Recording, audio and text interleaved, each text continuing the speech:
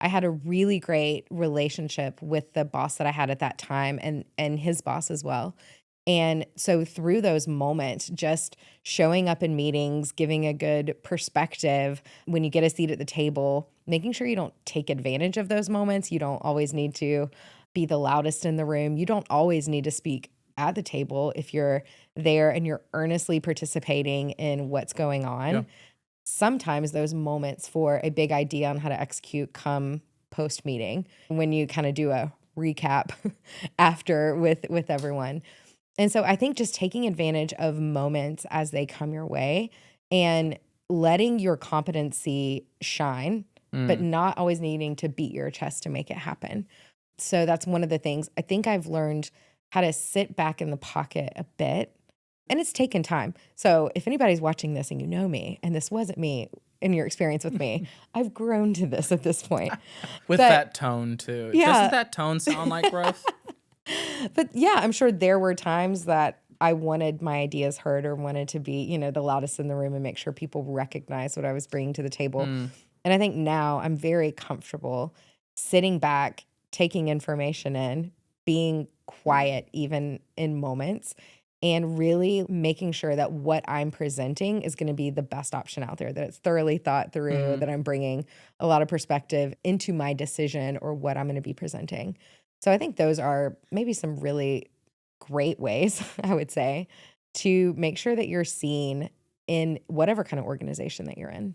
I'm listening to everything you're saying. You can clear the obstructions in your way of people seeing you if you'll just actually be about your business, Mhm. which Yes. sometimes at an organization, it's very easy to Yeah. look at the desk to your left Yeah. or right or the one that's, closed off with the door and Mhm. start going like, now who is doing, but Yeah. what are you doing? Yeah. Or And I, especially like and in a lot of places where it's like really dog eat dog mm, and you kind of feel like you have to climb on other people's back to get there, but you're just perpetuating the terrible cycle you're in. So how can you stand out without manipulating your way into something or crushing people on your way to the top? well, and you know what's interesting too, when you talk about standing out, a lot of times, you think about the thing that you have to do to stand out. And it's Mhm. like, okay, I do want to be the loudest, or I want to have the best idea, or I want to be the last one to contribute to this thing, or like Mhm. however you want to slice it to be like, I'm carrying this momentum forward. Mhm. But if you have a culture that's thriving in that and the kind of stepping on and the kind of backbiting and it's not healthy, Mhm. genuinely the most countercultural thing to do to stand out is just to stand. Because if everyone around you is legitimately in this cycle of having to speak and having to contribute, I've been around groups like this and businesses that, it's like everyone feels as if they have to contribute. It doesn't matter what they're saying. Mhm. And it's the most Yeah. counteractive Yeah. thing. And if you're a person who goes into that meeting where everyone is trying to vie for attention and you're like, oh, I got to have something to get in there. No, no. Actually, the thing that you need to do to get in there is be quiet. Mhm. Do the thing that actually stands out. If everyone is cluttering the space with ideas that don't move anything forward with lateral conversation, then Yeah. just be still. Yeah. Just be still. That's Yeah. actually one of the wisest things I Yeah. think people could take is like, and who's said that you have to speak all the time? Yeah. I think you could really take the title of your book, Read the Room, and really it's assessing the mood, the Yeah. tone, the tenor of what's happening in front of you. And sometimes I think, especially as a leader, sometimes you need to speak and rein it back in. You need Right. to quickly bring it back to center. And then sometimes it's a different type of meeting, and you need to let your people vent it all out. You need to let people speak all their thoughts and ideas. They need to be heard.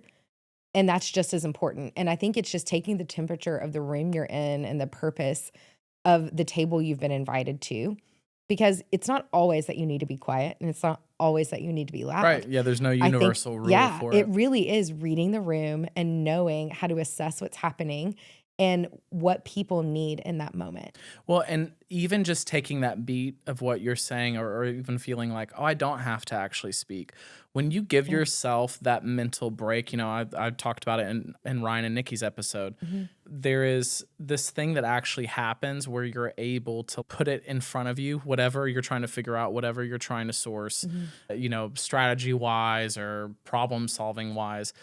when you're actually silent or when you actually sit back and you're like, no, I can let them carry this for the next 2 minutes, you're actually giving your brain time to Yeah. recalibrate. You're actually giving the other parts of your brain that have been really micro focusing on this one thing time to catch their breath and Yeah. then come back to it actually at a different level. Mhm. But I think that it's so underrated because we're so caught up in the I want to be seen or I want to be noticed for this Mhm. thing. But then it's like, okay, cool. So now you've got the floor. Do you have anything good to say? Yeah. Well, now you look dumb.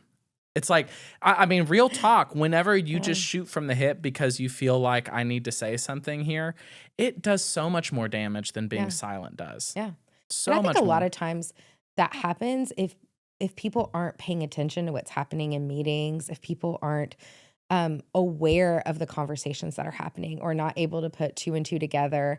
Like I will always, this was my stance at the last position I was in when I would be sitting at executive tables. If I feel like we're about to go off a cliff and it's not really my conversation to have, I promise I'm going to speak up and just be like, hey, this, very hopefully unassuming. I'm not sure if this has already been discussed. I want to make sure that we're not about to take this thing off a cliff. Have we discussed this particular thing yet? I think that's really important. So I would say, like, raise your hand if you feel like something, there's a calamity about to happen, Right. always. And it doesn't matter what seat you have in that. But if it's just to be heard, just to be seen, just to toot your own horn, those are moments where I'd be like, yeah, maybe just sit back and listen, be engaged in the conversation, be intentional and earnest. I used that word earlier, but earnestly sitting there, participating in the conversation. But it doesn't mean you always have to give an idea or speak. Yeah. But that also just speaks to security because if you're Yeah. settled in what you are carrying as yourself and you're not looking for that to be affirmed by someone going, great thought to you. Thank you so much for Hmm. bringing that. Then you're going to be less quick to actually throw the scraps to the table or the thing that you've Hmm. tried to make in the back and go, no, I can put these thoughts together and give them to you. And isn't that digestible? And it's like, Yeah. no, actually, it would have been better for you to just not throw that in here because now we're squirreling on 2 minutes or Hmm. 5 minutes on this Yeah. other thought that we didn't even Yeah. need to be on. Yeah. But And when you can tell when you've contributed to a conversation and people are over what you're saying, it is so important to have awareness in moments of watching the room and how people are taking in what you're saying, like having really good EQ. yeah, it's So true. important. Like people are tuning out, or it's like, oh yeah, I want to tag on to your point. And it's like, we've already Just tagged on. reiterate, There's been yeah. 5 people that have tagged on at this point. We are all in agreement. Like, in those moments, I think it's just really smart to have this self-awareness Mhm. to just, give a nod and be like, sounds great. Love this.